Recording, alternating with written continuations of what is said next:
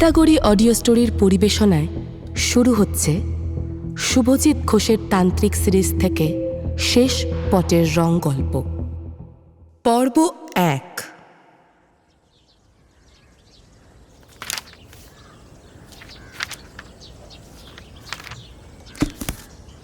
তোমার গবেষণার পথটা এখানেই শেষ, রিয়া। বইয়ের পাতায় এর চেয়ে বেশি কিছু লেখা নেই। প্রফেসর অলোক বসু রিয়ার খসড়া থেকে চোখ না সরিয়েই বললেন। তাঁর শান্ত সুশৃঙ্খল চেম্বারে কথাগুলো একটা চূড়ান্ত রায়ের মতো শোনাল। রিয়ার বুকের ভেতরটা ছ্যাদ করে উঠল। তার বিষয় বাংলার পটচিত্রে বিলুপ্তপ্রায় তান্ত্রিক ঘরানা। একটি দেওয়ালের সামনে এসে থেমে গিয়েছিল, যার নাম ভৈরব পটুয়া।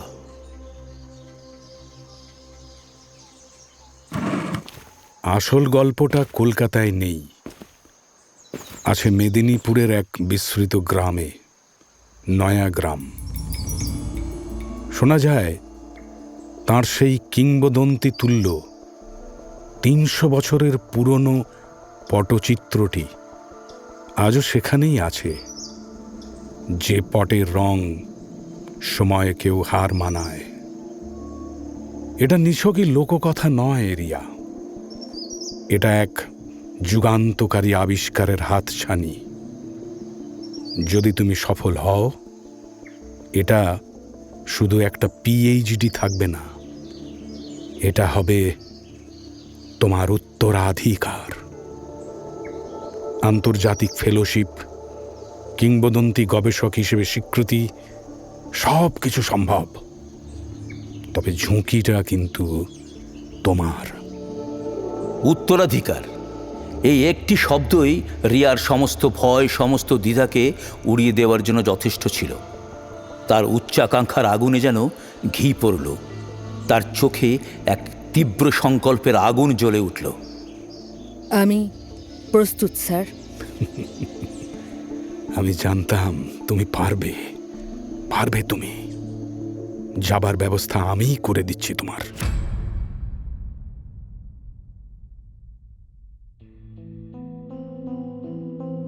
চেম্বার থেকে বেরিয়ে আসার সময় রিয়ার মনে হচ্ছিল সে খ্যাতির দোরগোড়ায় দাঁড়িয়ে।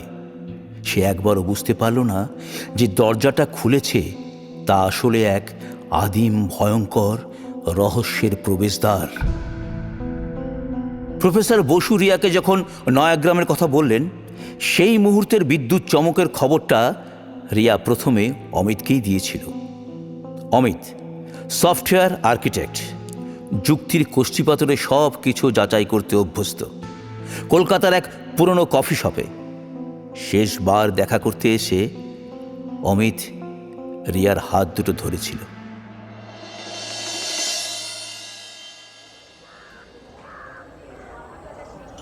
রিয়া প্লিজ, আমি বুঝতে পারছি তোর উচ্চাকাঙ্ক্ষা, কিন্তু কিন্তু ভৈরব পটুয়া, এইসব লোককথা। তুই আর্ট হিস্টোরিয়ান, ঘোস্ট হান্টার নোস। একটা ৩০০ বছরের পুরনো পটচিত্রের পেছনে এত ছুটছিস কেন? তুই বুঝছিস না অমিত, এটা একটা লোককথা নয়, এটা একদমই সম্পূর্ণ আলাদা ঘরানা। যদি আমি প্রমাণ করতে পারি ভৈরব পটুয়ার পটচিত্রগুলো তন্ত্র সাধনার জন্য ব্যবহৃত হতো, তাহলে তাহলে আমার কাজটা আন্তর্জাতিক স্বীকৃতি পাবে। আর প্রফেসর বসুর কথা শুনে মনে হচ্ছে সেখানে সত্যি কিছু একটা অপেক্ষা করছে। হ্যাঁ, অপেক্ষা করছে। অবিশ্বাস্য নোংরা, মশা আর খাদ্যের অভাব। আর যদি তোর তত্ত্ব সত্যিও হয়, তবে এই প্রাচীন তন্ত্রের ব্যাপারগুলো কিন্তু খুব বিপজ্জনক হতে পারে। তোর কোনো ক্ষতি হোক আমি চাই না। আমি সাবধানে থাকবো রে। এটা শুধু একটা ক্যানভাস অমিত, এর বেশি কিছু নয়। তাই যেন হয়। আমার মন বলছে তুই এমন কিছু নিয়ে আসছিস যা শুধু তোর গবেষণা নয়, আমাদের জীবনের ভারসাম্যকেও নষ্ট করে দেবে। সাবধানে থাকিস রিয়া। এই একবারের জন্য তোর অ্যাডভেঞ্চারকে আমার চেয়ে বেশি ভালোবাসিস না রিয়া? যেন তারা দুজনেই জানতো অথবা জানতো না, এই আলিঙ্গনটি শুধু একটি বিদায় নয়, এটি হলো এক অন্ধকার অজানার পথে হেঁটে যাওয়ার আগে একে অপরের অস্তিত্বে শেষবারের মতো নিঃশর্ত ভালোবাসায় মিশে যাওয়া। পরের সপ্তাহে কলকাতার শহরের পরিচিত কোলাহলকে পেছনে ফেলে ট্রেন আর বাসের একঘেয়ে সফর শেষে রিয়া এসে পৌঁছালো বিচ্ছিন্ন নয়াগ্রামে।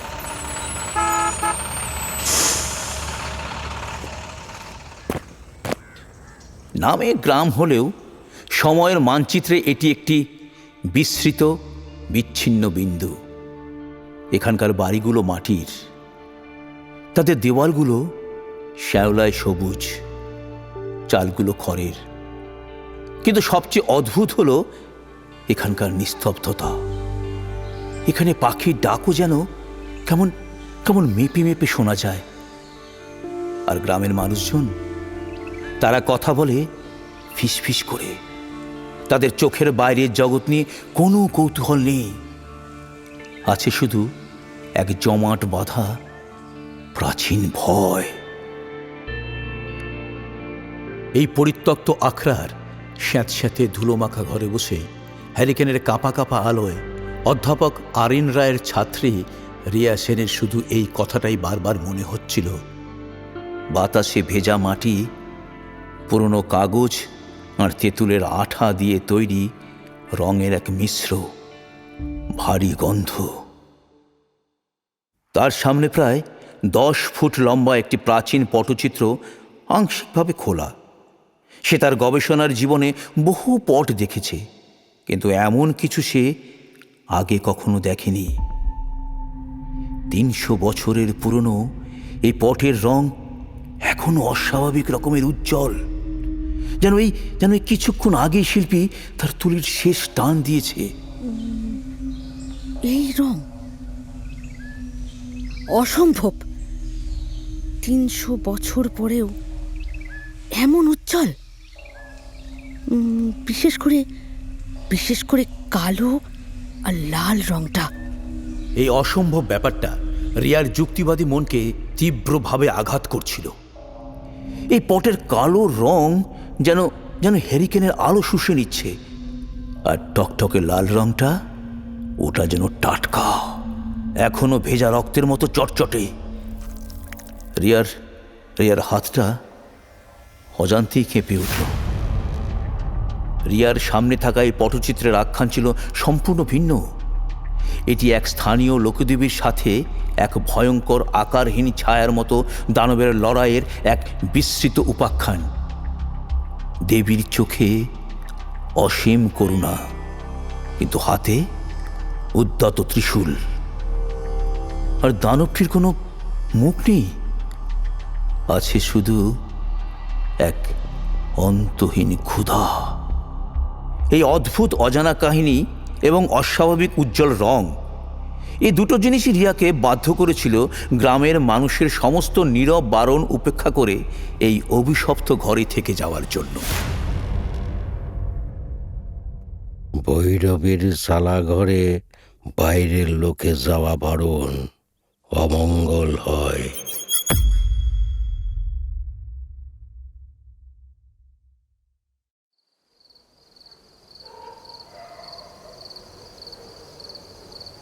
সেদিন রাতে খাওয়া দাওয়ার পর রিয়া আবার পটচিত্রটি নিয়ে বসল। সে তার নোটবুকে প্রতিটি প্যানেলের বর্ণনা লিখছিল। রাত বাড়ছিল, চারিদিক নিস্তব্ধ। বাইরে ঝিঝি পোকার ডাকটাও যেন ভয়ে থেমে গেছে।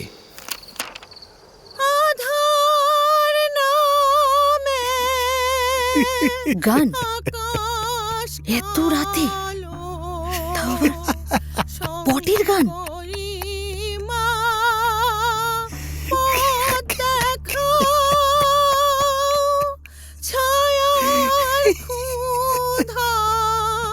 জগৎ গ্রাসে ত্রিশূল হাতে রুখে দাঁড়াও, শঙ্করী মা পথ দেখাও। রিয়ার সারা শরীরটা কাঁটা দিয়ে উঠল। এই দ্বৈত কণ্ঠের গান তার তার বুকের ভেতরটা কাঁপিয়ে দিচ্ছিল।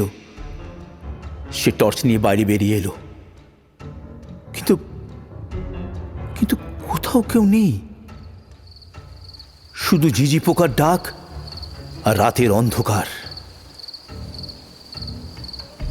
সে যখন ঘরে ফিরে এলো তখন গানটা থেমে গেছে, কিন্তু তার জায়গায় সে পেল এক অদ্ভুত গন্ধ, পোড়া ধূপ এবং শুকনো পাতার এক মিশ্রিত গন্ধ।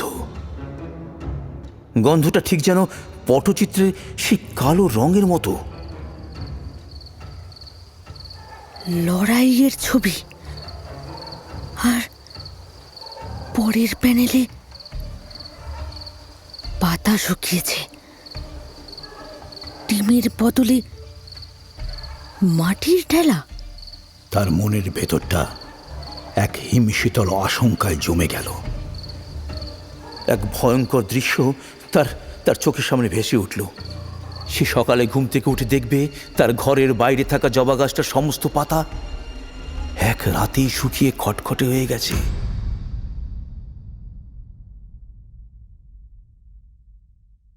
প্রথম রাতের ভয়ঙ্কর অভিজ্ঞতার পর রিয়ার যুক্তিবাদী মন একটা ব্যাখ্যা খোঁজার জন্য মরিয়া হয়ে উঠেছিল। সে নিজেকে বোঝানোর চেষ্টা করছিল, হয়তো পুরনো বাড়িতে ইঁদুরের উপদ্রব আছে, হয়তো বাতাসে উড়ে আসা কোনো শুকনো পাতার শব্দকে সে গানের সুর বলে ভুল করেছে, আর তার আঙুলের ওই কালো দাগ হয়তো অসাবধানতাবশত কোথাও কালি লেগে গিয়েছিল। সে তার নোটবুকে লিখল সম্ভাব্য কারণ: তীব্র মানসিক চাপ এবং নতুন পরিবেশের কারণে সৃষ্ট অডিটরি এবং ভিজুয়াল হ্যালুসিনেশন। এই ভাবনাটাকে আঁকড়ে ধরেই সে বিছানা ছেড়ে উঠল, কিন্তু তার বুকের ভেতরের একটা অংশ জানত সে নিজেকেই ঠকাচ্ছে। সে ভয়ে ভয়ে দরজা খুলে বাইরে থাকা সেই জবা গাছটার দিকে তাকালো, আর তখনই তার সমস্ত যুক্তি, সমস্ত আত্মবিশ্বাস এক মুহূর্তে ভেঙে চুরমার হয়ে গেল।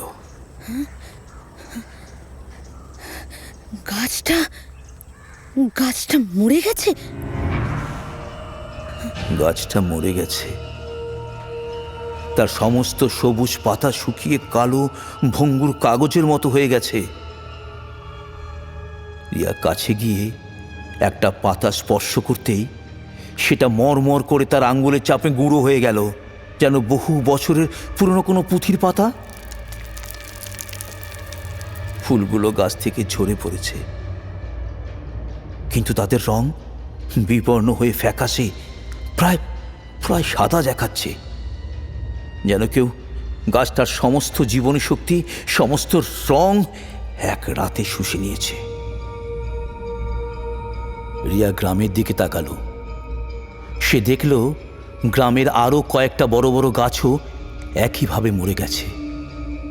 গ্রামের মানুষজন ভয়ে আতঙ্কে নিজেদের ঘরের ভেতর লুকিয়ে আছে। সে যখন গ্রামের একমাত্র কুয়োর দিকে যাচ্ছিল জল আনার জন্য, তখন গ্রামের মোড়ল তার পথ আটকালেন। তুমি এই গ্রামে অমঙ্গল নিয়ে এসো মা। ভৈরব পটুয়ার শালা থেকে যা পেয়েছো তা যেখানে ছিল সেখানেই রেখে এসো, নইলে এই গ্রাম শ্মশান হয়ে যাবে। আমাদের চোখের সামনে গাছগুলো মরে যাচ্ছে, আর তুমি এখনো ওই চালা ঘরে বসে আছো। হ্যাঁ, বেরিয়ে যাও আমাদের গ্রাম থেকে। রিয়া বুঝতে পারল সে শুধু এক ভয়ঙ্কর অশরীরী শক্তির সাথে লড়ছে না, তাকে এখন এই গ্রামের ভয় এবং ঘৃণারও মোকাবিলা করতে হবে। সে ঘরে ফিরে এসে দরজা বন্ধ করে দিল। তার মনে হচ্ছিল এই ঘরটি এখন আর তার আশ্রয় নয়, বরং এক কারাগার। এটা পটচিত্রের প্যানেল, এটা সত্যি হলো। সে বারবার পটচিত্রটির কথা ভাবছিল। ওই প্যানেলে আঁকা দৃশ্যটি কি তবে তবে সত্যি হলো? সে ঠিক করল ভয় পেয়ে পালিয়ে যাওয়ার বদলে সে এর শেষ দেখেই ছাড়বে। সে একজন গবেষক, তার কাজ হলো রহস্যের গভীরে যাওয়া, তাকে ভয় পেয়ে এড়িয়ে যাওয়া নয়। লগ লগ এন্ট্রি 1, ডেট 14ই মার্চ। আমি আমি যা দেখেছি তা নোট করার চেষ্টা করছি। অডিটরি হ্যালুসিনেশন, রাতের ওই গানটা নিশ্চয়ই হাওয়ার শব্দ। কিন্তু কিন্তু জবা গাছটা, ওটার কি ব্যাখ্যা? না না, সয়েল কন্টামিনেশন, কোনো ফাঙ্গাল ইনফেকশন হতেই পারে। আমাকে আমাকে লজিক্যাল থাকতে হবে। ভয় পেলে চলবে না, কিছুতেই ভয় পেলে চলবে না। না। সে সিন্দুকটা খুলে পটচিত্রটি বের করল। সে তার স্কেচবুকে তার চারকোল পেন্সিল নিয়ে বসল। সে ঠিক করল পটের প্রতিটি প্যানেল সে নিজের হাতে আঁকবে। হয়তো আঁকার সময় সে এমন কিছু লক্ষ্য করতে পারবে যা তার চোখ এড়িয়ে গেছে। সে দানবের সেই আকারহীন ছায়ার মতন শরীরটা আঁকতে শুরু করল। কিন্তু পেন্সিলটা তার আঙুলের মধ্যে কেমন যেন জীবন্ত হয়ে উঠল। ওটা ওটা হঠাৎ করে বরফের মতন ঠান্ডা হয়ে গেল।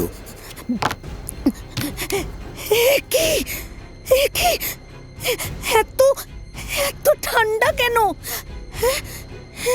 এত ঠান্ডা। সে যে রেখাটা সোজা করে আঁকতে চাইছে সেটা নিজে থেকে সামান্য বেঁকে যাচ্ছে। একটা সরল রেখা হয়ে যাচ্ছে সাপের মতো তরঙ্গায়িত। সে আরো শক্ত করে পেন্সিলটা ধরল, কিন্তু এবার তার হাতটা যেন নিজের নিয়ন্ত্রণে নেই। পেন্সিলের ডগাটা কাগজের উপর দ্রুত গতিতে চলতে শুরু করলো এবং কয়েকটি অর্থহীন বিকৃত অক্ষর তৈরি করলো। রিয়া শিউরে উঠে দেখল অক্ষরগুলো এক ধরনের প্রাচীন লিপির মতো, যা সে আগে কখনো দেখেনি। সে ভয়ে কাগজটা ছিঁড়ে ফেলে দিল। সে যখন ছেঁড়া কাগজটার দিকে তাকালো তখন দেখল ওটা একেবারে সাদা, তাতে কোনো দাগ নেই। হতাশ হয়ে সে শীতল চিত্রকরের বাড়ির দিকে রওনা দিল। বৃদ্ধ পটুয়া তাকে দেখে অবাক হলেন না, যেন তিনি জানতেন যে রিয়া আসবে। তিনি রিয়াকে বসতে বললেন, তারপর তার হাতের দিকে তীক্ষ্ণ দৃষ্টিতে তাকালেন। তোমার আঙুলে কি রঙের দাগ লেগেছে মা? কই না তো। শীতলবাবু যেন কিছুটা স্বস্তি পেলেন, কিন্তু তার চোখের ভয়টা আরো গভীর হলো। ভৈরব শুধু তুলি দিয়ে আঁকত না, সে তার নিজের মন দিয়ে আঁকত। তার পট জীবন্ত ছিল, কিন্তু জীবন্ত জিনিসকে নিয়ন্ত্রণ করা কঠিন। ছায়া যখন শিল্পীকে ছুঁয়ে ফেলে তখন শিল্পী নিজেই ছায়া হয়ে যায়। কিসের ছায়া? আপনি কিসের কথা বলছেন?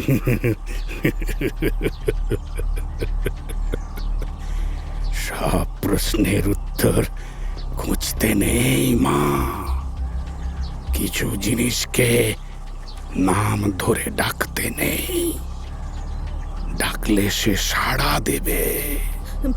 কিন্তু কিন্তু না জানলে, না বুঝলে তার মোকাবিলা করব কিভাবে? হ্যাঁ, সব কিছুরই তো একটা কার্যকারণ সম্পর্ক থাকে। আপনি যেটা বলতে চাইছেন সেটা সেটা অবৈজ্ঞানিক। বিজ্ঞান তো এই মাটিরই সন্তান মা। সে তার মায়ের সব রহস্য জানে না। তিনি রিয়ার হাতে একটা ছোট কাপড়ে মোড়া তাবিজ দিলেন। এটা নিজের কাছে রাখো। ভৈরব পটুয়ার গুরু দিয়েছিলেন, হয়তো তোমাকে রক্ষা করবে।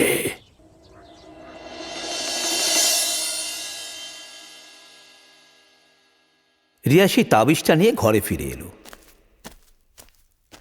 তার মন কিছুটা শান্ত হয়েছিল, কিন্তু সে জানত না আসল ভয়াবহতা সবে শুরু হতে চলেছে। সেই রাত থেকে শুরু হলো রঙের বিভ্রম। রিয়া দেখল তার চারপাশের জগতের রঙগুলো ধীরে ধীরে বদলে যাচ্ছে। উঠোনের সবুজ ঘাস তার চোখের সামনে ফ্যাকাশে হলদেটে হয়ে যাচ্ছে। তার নিজের নীল রঙের ওড়নাটা মনে হচ্ছে বিবর্ণ ধূসর। বিবর্ণ ধূসর, ঠিক ঠিক বাবার মৃত্যুর দিন হাসপাতালের করিডোরটার মতো। সব রং যেন উবে গিয়েছিল, সব রং অর্থহীন, অর্থহীন। নয়াগ্রামের এই ভয়টা তার বহু পুরনো ব্যক্তিগত এক কষ্টের স্মৃতিকে জাগিয়ে তুলল। এই বিভ্রম শুধু বাইরেই সীমাবদ্ধ ছিল না। একদিন দুপুরে সে তার আনা আপেলটা কাটার জন্য ছুরি হাতে নিল, কিন্তু আপেলটা কাটার সাথে সাথেই সে দেখল ভেতরটা ধবধবে সাদা নয়, বরং ঘন কালো।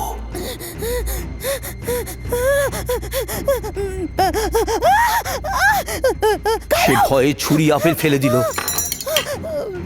কিন্তু কয়েক মুহূর্ত পর সে দেখল আপেলের টুকরোগুলো মেঝেতে পড়ে আছে, কিন্তু একেবারেই স্বাভাবিক। সবচেয়ে ভয়ঙ্কর ঘটনা ঘটল সেই রাতে। সে তার গবেষণার কাজে এতই মগ্ন ছিল যে কখন পটচিত্রটা আবার খুলে বসেছে তা সে খেয়ালই করেনি। সে পটচিত্রের সেই প্যানেলটার দিকে তাকিয়েছিল, যেখানে দানবটি এক ঘুমন্ত মহিলার দিকে তার ছায়ার হাত বাড়িয়ে দিয়েছে। হঠাৎ করেই ঘরের তাপমাত্রা দ্রুত কমতে শুরু করলো। হ্যারিকেনের শিখাটা দপদপ করে কেঁপে উঠল, প্রায় প্রায় নিভে যাওয়ার উপক্রম হলো। ঘরের কোণের অন্ধকারটা যেন আরো ঘনীভূত, আরো জীবন্ত হয়ে উঠল। রিয়া দেখল তার নিজের ছায়াটা দেওয়ালের উপর আর স্থির নেই, ওটা মৃদুভাবে নড়াচড়া করছে তার নিজের ইচ্ছার বিরুদ্ধে। হ্যারিকেনের আলোটা দপ করে নিভে গেল, ঘরটা ঘুটঘুটে অন্ধকারে ডুবে গেল। কি ওখানে? ছায়াটা যখন তার দিকে এগোচ্ছিল তখন রিয়ার নিঃশ্বাসের শব্দ দ্রুত হচ্ছিল। তার মুখ থেকে বিড়বিড় করে প্রার্থনার মতো শব্দ বেরিয়ে আসছিল।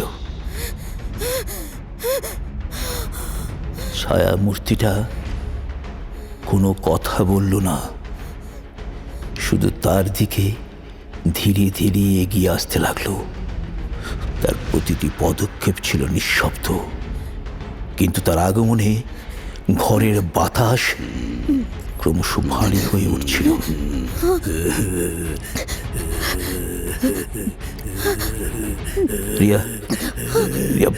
রিয়া ভয়ে পিছোতে শুরু করলো। তার পিঠটা দেওয়ালে গিয়ে ঠেকল। সে জানে তার পালানোর আর কোনো পথ নেই। ছায়াটা তার সামনে এসে দাঁড়ালো। তারপর খুব ধীরে ধীরে তার একটা হাত বাড়িয়ে দিল রিয়ার দিকে। না, সে রিয়াকে স্পর্শ করল না। সে আঙ্গুল দিয়ে নির্দেশ করল মেঝেতে পড়ে থাকা ওই অসমাপ্ত পটচিত্রটার দিকে। তারপর নির্দেশ করল রিয়ার দিকে। তার বার্তাটা ছিল স্পষ্ট, নীরব এবং ভয়ঙ্কর। আমার গল্পটা শেষ করো, তুমি শেষ করবে।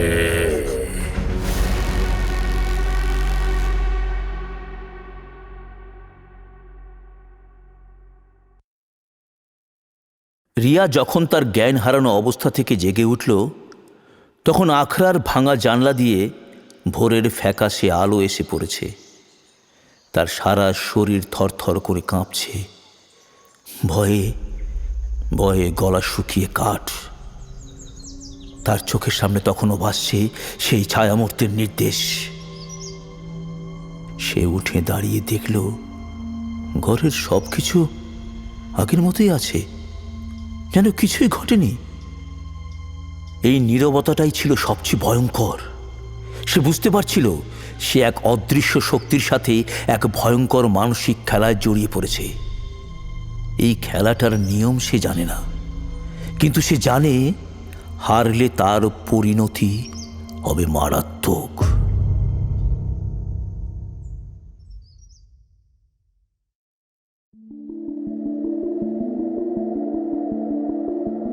সেদিনটা সে প্রায় ঘোরের মধ্যেই কাটালো। তার যুক্তিবাদী গবেষক মনটা তখন ছিন্ন ভিন্ন। সে মরিয়া হয়ে একটা যৌক্তিক ব্যাখ্যা খোঁজার চেষ্টা করছিল। সে তার মোবাইল স্ক্রিনের দিকে তাকালো। No service. এই গ্রামটা যেন বাইরের জগৎ থেকে সম্পূর্ণ বিচ্ছিন্ন, এক আলাদা অভিশপ্ত জগৎ। ঘরের দরজা জানলা সব বন্ধ করে সে এক কোণে বসে রইল। তার হাতে ধরা শীতল পটুয়ার দেওয়া সেই তাবিজটা ধরলে তার শরীরটা সামান্য উষ্ণ হয়, মনটা শান্ত হয়, কিন্তু এক অদ্ভুত আঠালো ঘুমে তার চোখ দুটো জড়িয়ে আসে। এই ঘুমটা স্বাভাবিক ক্লান্তি নয়, এটা যেন এক ভারী মিষ্টি বিষ যা তার চেতনাকে ধীরে ধীরে অবশ করে দিচ্ছে। সে লড়াই করার চেষ্টা করল, জানতো যে ঘুমিয়ে পড়াটা নিরাপদ নয়, কিন্তু তার চোখের পাতা দুটো যেন আর তার নিজের নিয়ন্ত্রণে ছিল না। দুপুরের দিকে ক্লান্তিতে অবসাদে সে সেই তাবিজটা হাতে নিয়ে ঘুমিয়ে পড়ল। আর তখন সে প্রবেশ করল সেই দুঃস্বপ্নের জগতে। সে দেখল সে আর সেই ধুলোমাখা ঘরে নেই। সে দাঁড়িয়ে আছে এক অদ্ভুত দ্বিমাত্রিক পৃথিবীতে। তার নিজের কোনো শরীর নেই, সে যেন এক ভাসমান চেতনা। সে শুধু দেখতে পায়, অনুভব করতে পারে, কিন্তু নড়াচড়া করতে বা কথা বলতে পারে না।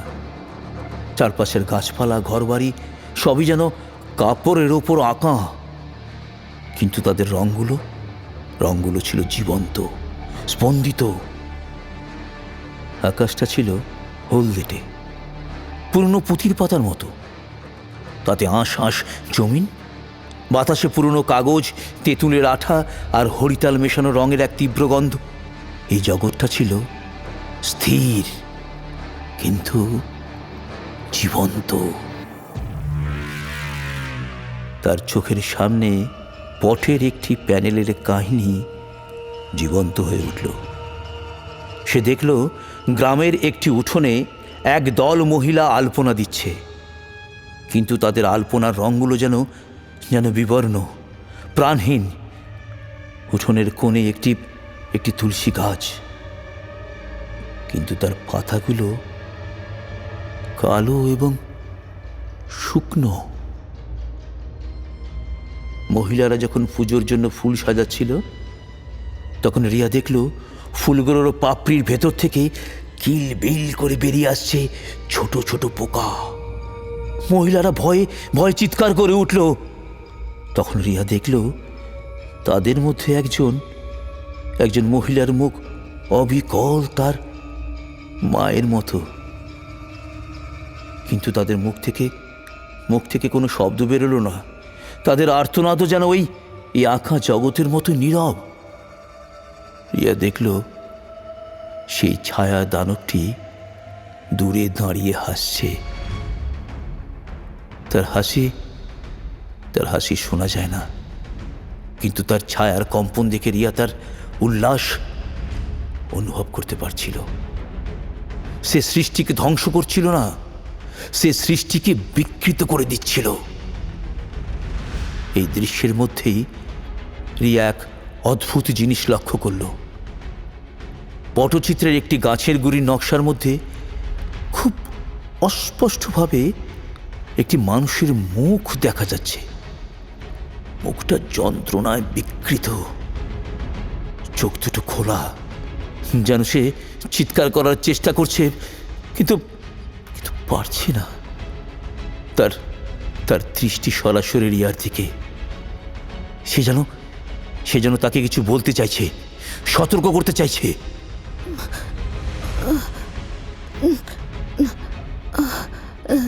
না আছে মুখটা ভৈরব পটুয়া, সে কি এই পটের মধ্যে বন্দি? এই অসহনীয় দৃশ্যটা দেখতে দেখতে রিয়ার চেতনা যেন ছিন্ন ভিন্ন হয়ে যাচ্ছিল। সে তার সমস্ত শক্তি দিয়ে চিৎকার করার চেষ্টা করলো সেই আঁকা কারাগার থেকে বেরিয়ে আসবার জন্য।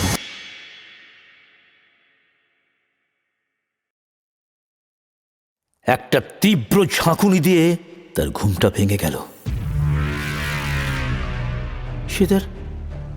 সে তার ঘরেই শুয়ে আছে, তার সারা শরীর ঘামে ভেজা। স্বপ্নটা এত জীবন্ত ছিল যে তার ঘোর কাটতে বেশ কিছুক্ষণ সময় লাগলো। সে উঠে এক গ্লাস জল খেল। তারপর যখন সে সেই অসমাপ্ত পটচিত্রটার দিকে তাকালো, তখন তার রক্ত জল হয়ে গেল। পটচিত্রের যে সাদা খালি অংশটা ছিল, তার উপরে রাখা আছে একটি মাত্র ফুল, একটি শিউলি ফুল। কিন্তু ফুলটা টাটকা, সাদা নয়। ফুলটার পাপড়িগুলো শুকিয়ে কালো হয়ে গেছে, আর তার মোটার কাছে যে কমলা রং থাকে, তার বদলে হয়েছে ঘন জমাট বাঁধা রক্তের মতো লাল রং। ফুলটা থেকে একটা মিষ্টি পচা গন্ধ বেরোচ্ছে। এটা সেই ফুল যা সে তার স্বপ্নের মধ্যে দেখেছিল। সেই ফুল? না না না না, এটা সত্যি হতে পারে না। না, এটা সত্যি হতে পারে না। রিয়া ভয় পিছিয়ে গেল। সে যখন ফুলটার দিকে আতঙ্কিত চোখে তাকিয়ে, তখন সে দেখল ফুলটা ধীরে ধীরে তার চোখের সামনেই শুকিয়ে যাচ্ছে। পাপড়িগুলো ঝরে পড়ে কারো ছাই হয়ে গেল, আর কয়েক মুহূর্তের মধ্যে পুরো ফুলটাই বাতাসে মিলিয়ে গেল, যেন তার কোনোদিন অস্তিত্বই ছিল না। পড়ে রইল শুধু একটা ক্ষীণ পোড়া গন্ধ।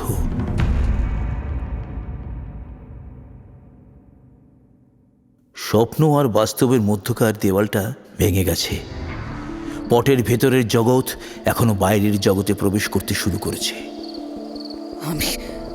আমি যত দেরি করব, ততই এই দুই জগৎ একে অপরের সাথে মিশে যাবে, আর আমার নিজের অস্তিত্ব সেই বিকৃত জগতের অংশ হয়ে যাবে। না না না, এ হতে পারে না। না, কিছুতেই না। তার মনে হলো এক্ষুনি এই অভিশপ্ত গ্রাম ছেড়ে পালিয়ে যাওয়া উচিত। কিন্তু পরক্ষণে তার মনে হলো এই সত্তা যদি তার মনের ভেতর প্রবেশ করতে পারে, তাহলে সে যেখানেই থাক, এই ছায়া তার পিছু ছাড়বে না। পালানোর কোনো পথ নেই, পথ একটাই, এই রহস্যের গভীরে প্রবেশ করা। সে ঠিক করলো সে এর শেষ দেখেই ছাড়বে। তার মনে এখন আর ভয় নয়, এক ধরনের মরিয়া জেদ। সে পটচিত্রের সেই অসমাপ্ত সাদা অংশটার দিকে তাকালো। তার মনে হলো ওই সাদা অংশটা যেন এক ক্ষুধার্ত মুখের মতো তাকে গিলে ফেলার জন্য অপেক্ষা করছে।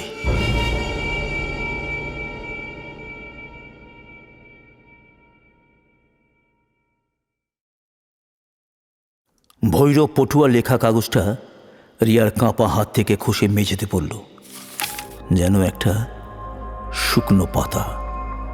ঘরের প্রতিটি কোণ থেকে অন্ধকার যেন জীবন্ত হয়ে তার দিকে এগিয়ে আসছিল।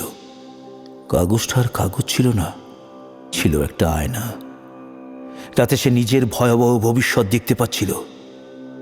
ভৈরব শিল্পী ছিলেন, সেও শিল্পী।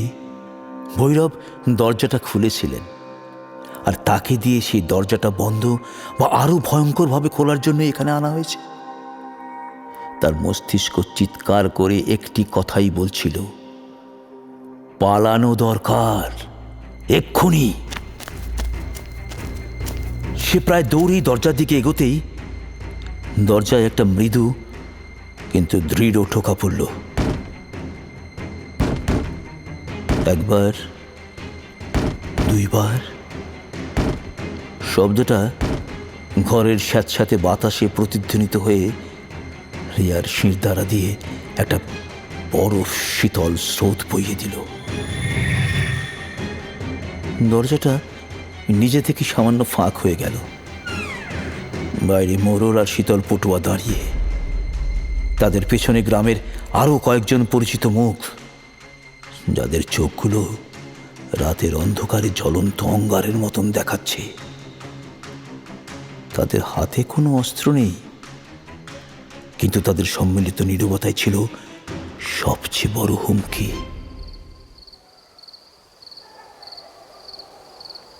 ভেতরে আসতে পারি মা? রিয়ার সম্মতি ছাড়াই তারা তার ঘরের ভেতর প্রবেশ করল। মোরলের চোখে কোনো অভিব্যক্তি নেই, যেন এক পাথরের মূর্তি। কিন্তু শীতল পটুয়ার চোখে ছিল এক অদ্ভুত করুণা ভরা দৃষ্টি, যা ভয়ের চেয়েও বেশি অস্বস্তিকর। তিনি রিয়ার পায়ের কাছে পড়ে থাকা কাগজটার দিকে তাকালেন। তুমি সব জেনে গেছ। ভৈরব একজন মহান শিল্পী ছিল, কিন্তু তার সাধনায় অহংকার মিশে গিয়েছিল। সে নিজেকে ভেবেছিল রক্ষাকর্তা, স্রষ্টা ভেবেছিল নিজেকে। কিন্তু এই শক্তির সামনে আমরা সবাই তুচ্ছ। ছায়া যখন শিল্পীকে স্পর্শ করে, তখন শিল্পীর অহংকারই হয় তার প্রবেশের দ্বার। ভৈরব ব্যর্থ হয়েছে, কিন্তু এই গ্রামকে রক্ষা করতে হবে। এই গর্ভধানবকে শান্ত করতে হবে। তার জন্য একজন শুদ্ধ শিল্পীর প্রয়োজন, যার মনে কোনো গর্ব নেই, আছে শুধু সৃষ্টির প্রতি সমর্পণ। আপনারা সবাই পাগল হয়ে গেছেন। আমি এর মধ্যে নেই। এটা একটা ষড়যন্ত্র। এটা একটা ষড়যন্ত্র।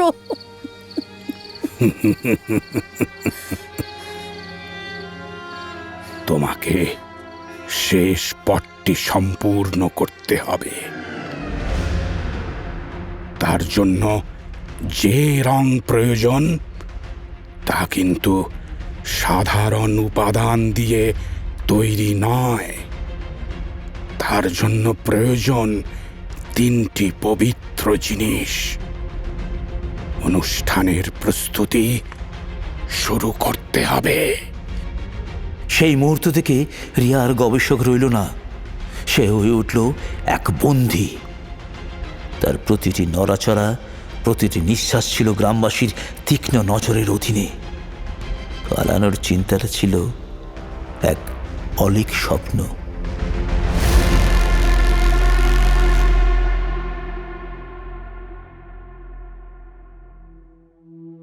আপনারা এতক্ষণ শুনলেন শুভজিৎ ঘোষের তান্ত্রিক সিরিজ থেকে শেষ পটের রং গল্প। গল্পে গল্পকথকের ভূমিকায় ছিলেন অভ্র সরকার। গল্পে রিয়া সেন চরিত্রে অভিনয় করেছেন মধুমিতা দাস। অমিত চরিত্রে অভিনয় করেছেন সুজিত বর্মন। প্রফেসর অলোক বসু ও শীতল পটুয়া চরিত্রে অভিনয় করেছেন দীপঙ্কর রায়। মোড়ল চরিত্রে অভিনয় করেছেন বিদ্যুৎ মিশ্র। বৃদ্ধার কণ্ঠ দিয়েছেন অলকা মুন্সী এবং পার্শ্ব চরিত্রে ছিলেন সৈকত সুর।